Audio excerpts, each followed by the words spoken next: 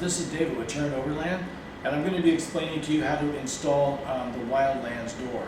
I'm going to be going through the instructions that we give you step by step and just giving you some pointers to try to help demystify some of this. Step number one, it says unpack the door. There are rubber packers between the door and the frame, and I don't have them, but they would normally go, you need to move where you can. They would normally go like in here, and they would go along here. And it just helps to keep the door centered in the frame so that the whole thing doesn't get out of square. And that's helpful when you're cutting the hole and measuring for the hole to make sure that the door will fit properly. Step number two, cutting the hole. You're going to want to cut the hole just a little bit loose, like maybe a 1/16 of an inch or an 1/8 of an inch larger than the size of the door frame, which is this dimension here, not the outer dimension, but the inner dimension. You're going to want to be just a little bit larger than that because you might have to shim the door a little bit to get everything to go in smoothly without any binding. You want the door to fit evenly all the way around the door frame, and you want the mechanism of the door to work nice and easily. So you want to leave yourself a little bit of room. Preparing the door for installation.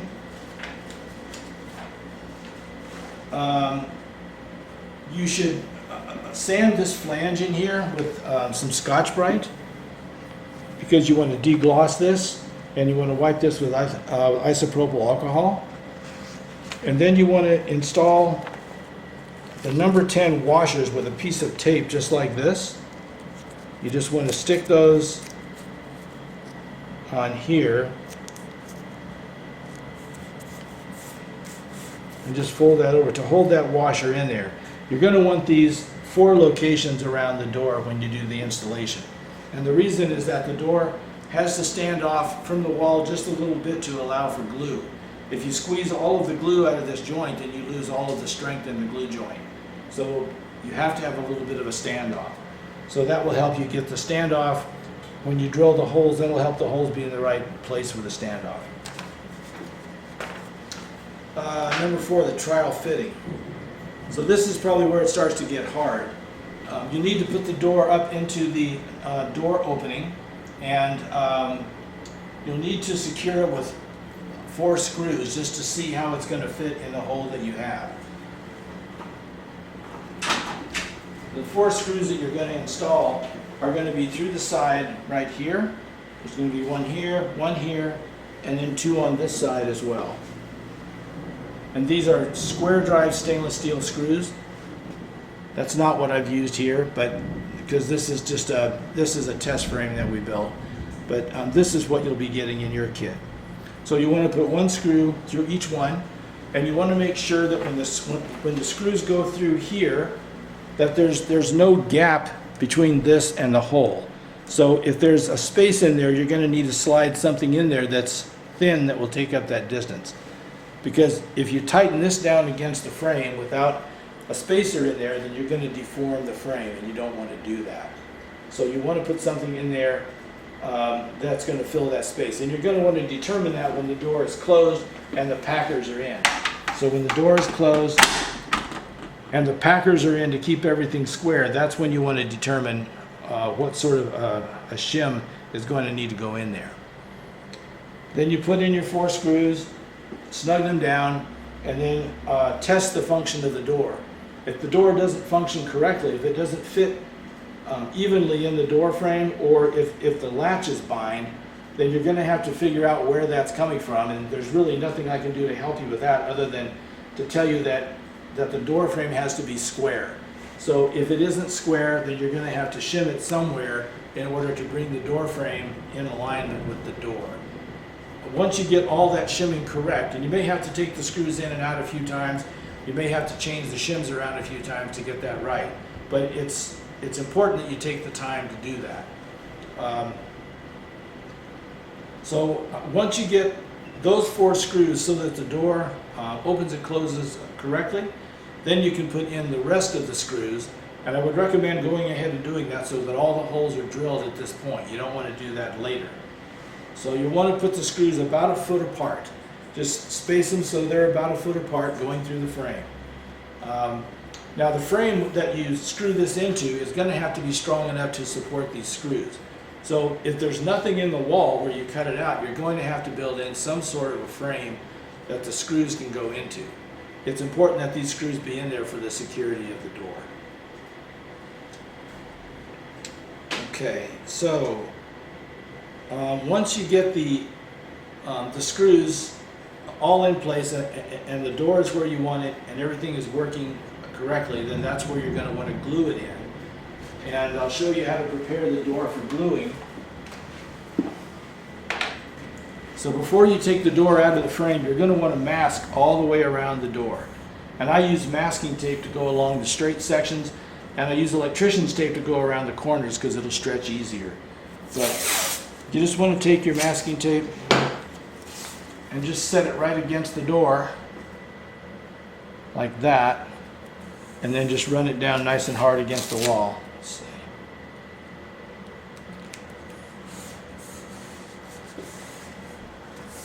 You want to do that all the way around the door, because when you put the glue on this and you push it in, the glue is going to squeeze out onto your wall. And if you put the tape on there, then the cleanup of that glue is going to be really easy. So once you get the tape on all the way around, then you're ready to take the door back out and prepare it for the final installation. So I'm going to go back over to this door again. You're going to want to take these washers back off. They were just in there to help you get the spacing on the holes correctly for the screws. So now you're going to want to scuff this, if you haven't already, scuff this really good and wipe it with alcohol.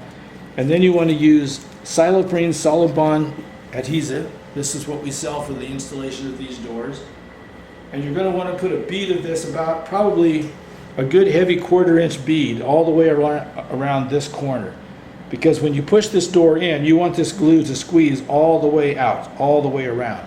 If you don't get squeeze out all the way around, then you haven't put enough glue on. So make sure you get a good heavy bead on here, at least a 1/4 inch all the way around. Okay, then you want to push the door back into the opening, and you're going to have to open the door to put the screws back in through the frame. So you're going to need somebody to support the door while you're doing that. And you don't want to make new holes when you put your screws back in. You want to go back into the existing holes that you created, because that will keep the flange from squeezing all of the glue out. So you just want to push the door in far enough for the holes to align so that you get the screws back in where you have them. Because you don't want to squeeze all that glue out. If you push the door in hard and you push it up against the wall and all the glue comes out, then the glue is not going to do any good. There has to be at least 30 thousandths of an inch to 40 thousandths of an inch of glue that's left between the door and the wall in order for that to have any strength. I should back up too, because I didn't mention this, but when you take the door out, you need to scuff and clean the area that's underneath the tape as well. Not behind the tape, but where the door is going to mate up. You need to clean that, and you need to scuff it so that the glue gets good adhesion.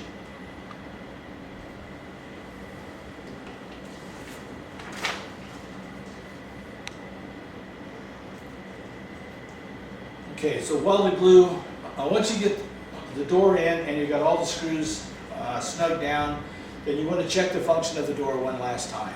If there's anything that's wrong with the way the door is functioning, this is your last opportunity to correct it. And hopefully you won't have any issues. If you've done the other steps well, by the time you get to this step, it should just be going back in where you had it before. So you shouldn't have any problems with that. But it's a good idea to check it, because once the glue dries, then you really can't move anything. So now is your chance to get it right if there's any problem. So once the adhesive sets to kind of a soft rubbery consistency, you want to take a razor knife and you want to cut all the way around the door, just gently, to cut through that adhesive. And once you do that, then you can take the tape, peel the tape off, and that will take the adhesive off, and you'll get a perfect line around here. You won't have to do any kind of a thing where you're running your finger along to try to make a corner out of that. You can make a really nice glue edge if you cut that with a razor and then you pull the tape up. Let's see, so number 10. So the last part of the gluing then is going to be to put a bead of glue all the way along the inside here. Now this wall is only an inch thick, so obviously if this wall is like an inch and a half or 2 inches thick, then the bead's going to have to go on this side. So you want the bead to be between the wall and the door, whether it's here or over here. It's going to be one place or the other depending on the thickness of your wall. And then at that point you just want to leave the door alone until the glue is dried, and that can be a couple of days depending on the temperature and the humidity, or it could be the same day. So it just depends on the environmental conditions. Okay. So the function, well, there's a couple of last things that I'll show you on the back side of the door here.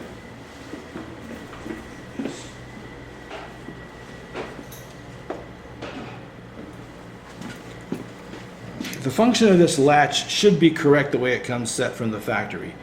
If for some reason you need to adjust this latch, it is a fully adjustable latch, as you can see.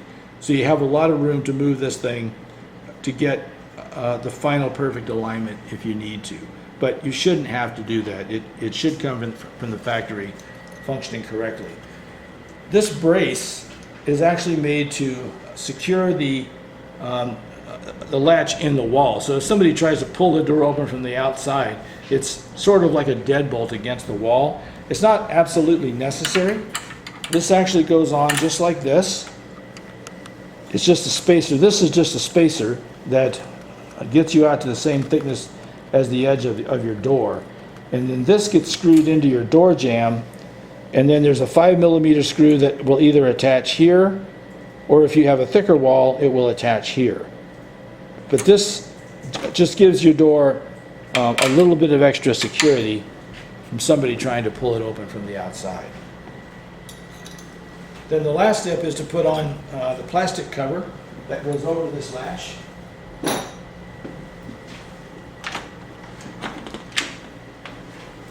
There are screws here and here that hold this on. You can see these two slots. And this just slides on like this, all the way on, and then you snug these screws down. They don't have to be very tight. You'll crack the plastic if you over tighten them. But just snug them down, and that's all it takes to hold this on. And this gives you a nice finished look from the inside. Now, depending on the thickness of your wall, you may have to trim this a little bit to fit the final thickness of your wall. It's fairly easy material to trim. You can use a Dremel tool with a little cutoff wheel, and you can trim this to fit your wall depending on what that ends up being.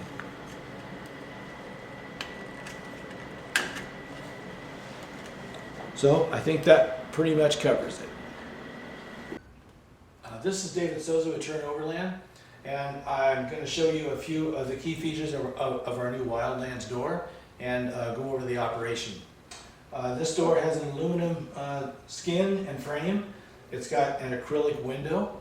I'll show you how this opens. Turn this to one side, and the door opens just like this. Now at this point the door, there's actually two halves to the door, and they function as one door unless you separate them. So the inside door is the security screen door, and the outside door is just the weather protection. So these can be separated with a little lever right down here. Turn that lever to the inside like this, and then it will separate the two of these doors. So now we have the security door here, and we have the outer door here that has the acrylic in it. And it also has rubber seal all the way around, and it's got rubber seals around this area, so there's no way for weather to get through this door into the screen area. This door can be locked open. It has a bail that fits into a clip just like this, and so this can lock it open in the fully open position, and you can leave just the security door locked at night if you want to sleep in here and have a very secure night, because this is very difficult to get through. So this screen on the inside is a number 6 stainless steel mesh that's powder coated. This is 1mm stainless steel wire, which is about 40 thousandths. And it's securely fastened into this heavy aluminum frame. On the outside, we have a fine mesh bug screen that will stop no-see-ums or all of the smallest insects. So this door latches in just like that. And there's a single latch here that operates just like a normal door. So when you open it, all you're operating is this single mechanism here. Just like that. But there's also a deadbolt mechanism in this, and I'll show you that on the back side of the door. So I'm going to take this off. Take this off. This is just a decorative cover, but this will show you the deadbolt mechanism and how it operates. There's one on the top and one on the bottom. So when the door is opened, you can see that these, or when the door is locked, these go all the way down and they wedge the door into the door frame. So the door is locked all three places. It's locked by this latch. It's also locked by these two latches. So it's a 3-point locking system that secures the door into the wall. There's the released position. There's the latch position. Then there's also a door lock on this, which is here. The door lock can only be set when all of the deadbolts are set. So once you set all of the deadbolts by pulling this up, pulling this lever up on the inside sets the deadbolts. Pulling this lever down releases the deadbolts. So pull up to lock them, and then you can also lock this, which locks the whole mechanism. So now nothing can move. From the outside,